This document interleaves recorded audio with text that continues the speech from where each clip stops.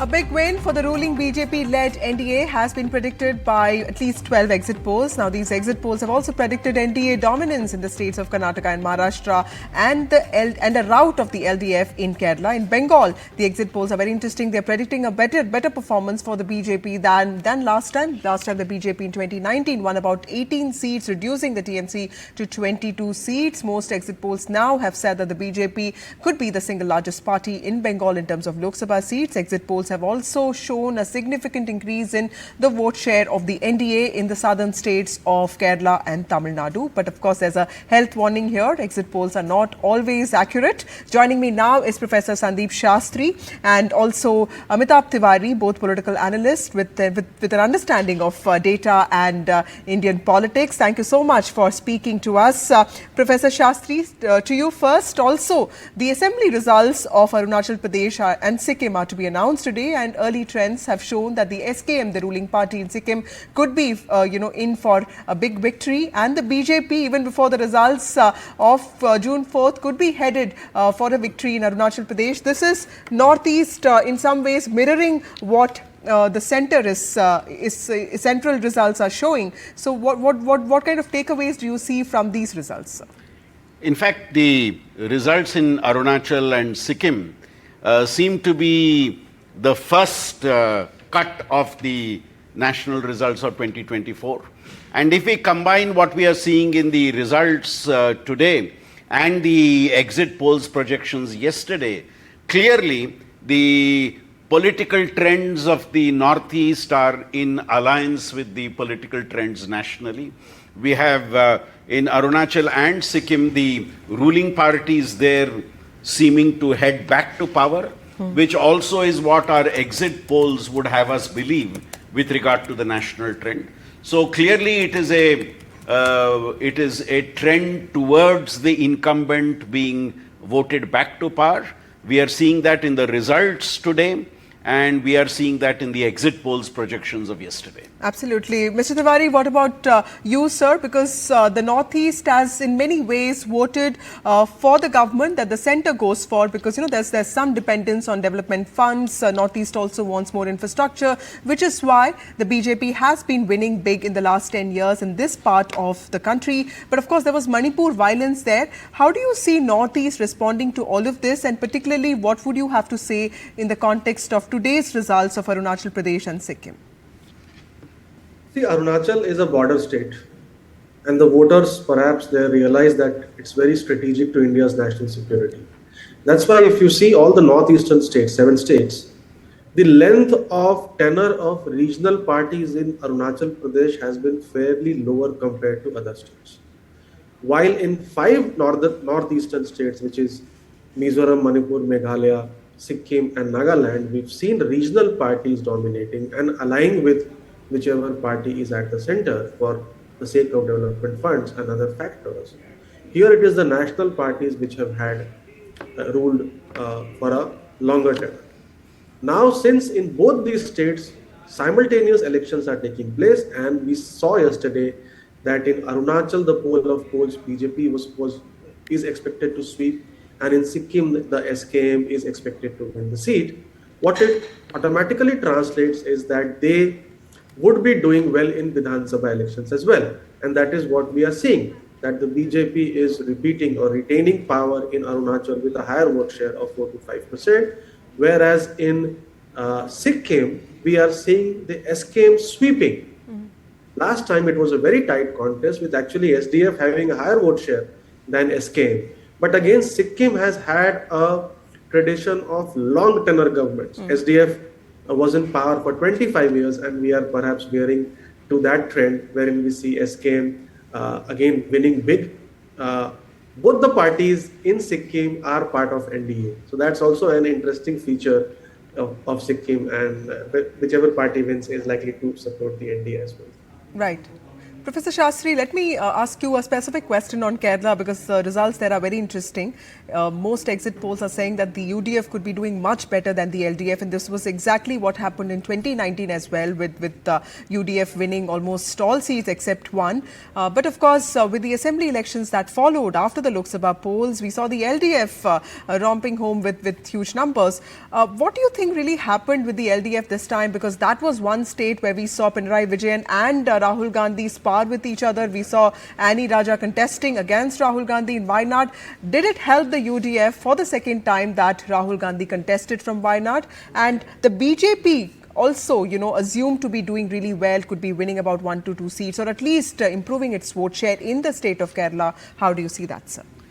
Now, I think the Kerala voter is making a conscious choice.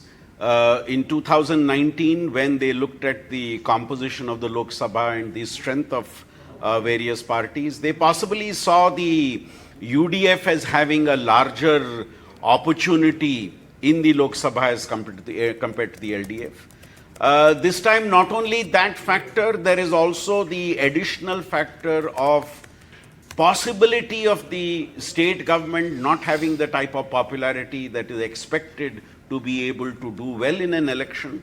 So I think both these factors have combined, if our exit polls numbers are to be correct, in terms of the UDF having greater support than the LDF. But I think one important difference from the 2019 results and the exit poll projections yesterday is the position of the BJP in Kerala. Some of the exit polls are clearly projecting that the BJP is likely to open its account in Kerala. And in fact, some of them are saying not just open the account, they would actually get a few seats. Now, I think this would be something all of us will watch closely on the 4th of June. Will the BJP open its account in Kerala is, I think, a big question on everybody's mind.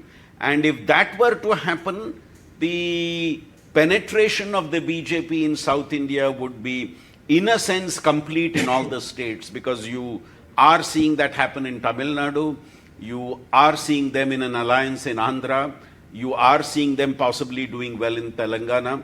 They have already been in power in Karnataka in the past. Right. And this entry into Kerala would make it a complete entry into the 5 states of the South. Absolutely. But that's a big if. That if the exit poll numbers are to stand penetration true into Kerala with at least 1 seat actually happen? Absolutely. So that's very well said. Mr. Tiwari, in retrospect, if the numbers are to stand true, the BJP would be thinking that the decision to go with TDP, which was also in some way seen as a declining force, we know what happened in 2019 with all parties, JSP, TDP, BJP fighting separately. It was not really good for any of them.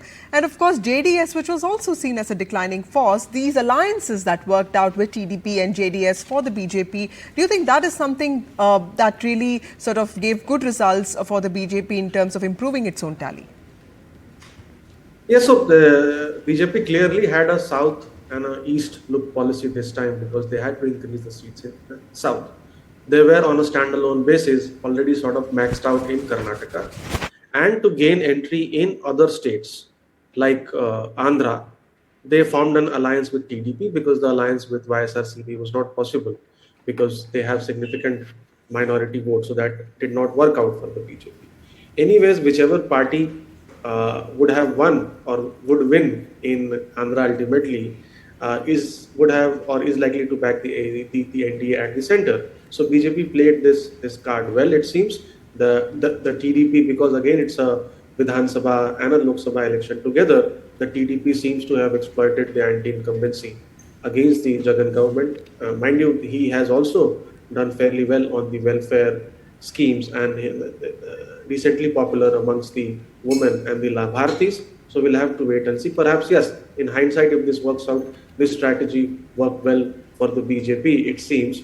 Because while the BJP had a national narrative, in states where it was lacking in narrative, like in Andhra, or let's say Bihar, where it was behind, or in Maharashtra, it seems to have played the local card very well. It inducted back Nitish Kumar into the alliance. It formed a tie-up with JSP and TDP, the Kamma and the Kapu caste coming together seems to have overpowered the SC/ST OBC minority consolidation in favor of the vice RCP. Right.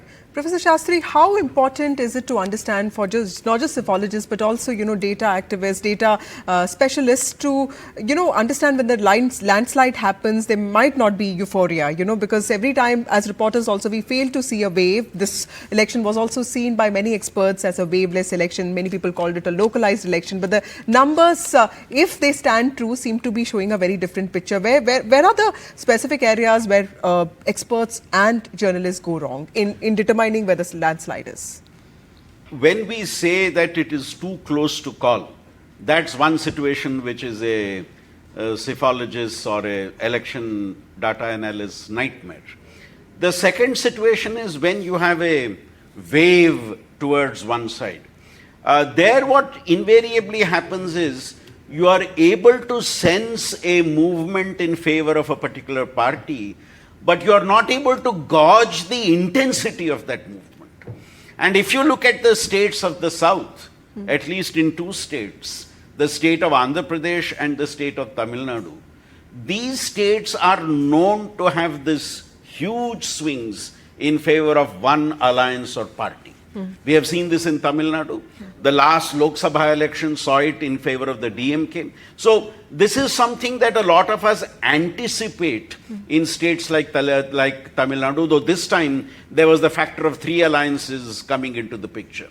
And in Andhra, again, that's again a state which has seen swings in favor of either a TDP-led alliance or the YSR Congress alliance, especially after the new state, the state was divided. Yeah. So the data analyst's real nightmare is this close fights. And when a trend is in favor of a party, but you are not able to really tap the wave that is going in favor of a party, and especially if you are unmindful of past trends in that particular state.